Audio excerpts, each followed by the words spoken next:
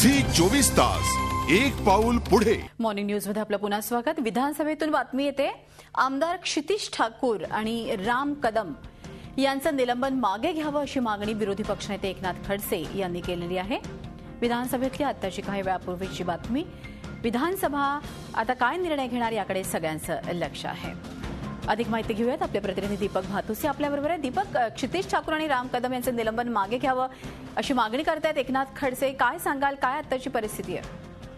मृदुला, मागील अर्थसंकल्पीय अधिवेशनामध्ये पोलीस अधिकाऱ्याला जी विधान भवनात मारहाण झाली होती त्या प्रकरणी 5 आमदारांना निलंबित करण्यात आलं होतं। त्यापैकी 3 आमदारांचं निलंबन मागील अधिवेशनातच मागे घेण्यात आलं होतं, परंतु ज्या आमदारांना या प्रकरणी दोषी आढळले, जे आमदार, त्यात राम कदम आणि क्षितिज ठाकूर हे 2 आमदार आहेत, त्यांचं निलंबन अद्यापही मागे घेण्यात आलेलं नाहीये आणि त्यांना यापूर्वी न्यायालयाने सुद्धा शिक्षा ठोठावली होती।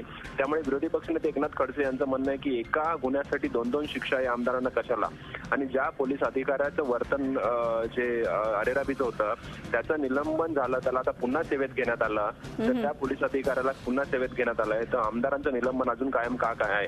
त्यामुळे तात्काळ आमदारांचं निलंबन मागे घ्यावं अशी मागणी विरोधी पक्षनेते एकनाथ खडसे यांनी केली आहे। आणि दुसरा शक्यता दिसते की याच अधिवेशनामध्ये राम कदम आणि क्षितिज ठाकूर या दोघांचंही निलंबन मागे घेतलं जाईल, परंतु त्या संदर्भात निर्णय आता कधी होतोय, प्रस्ताव कधी येतो विधानसभेत ते पाहावं लागणार आहे। धन्यवाद दीपक, माहिती दिल्याबद्दल।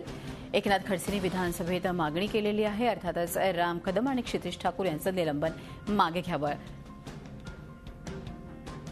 झी 24 तास एक पाऊल पुढे।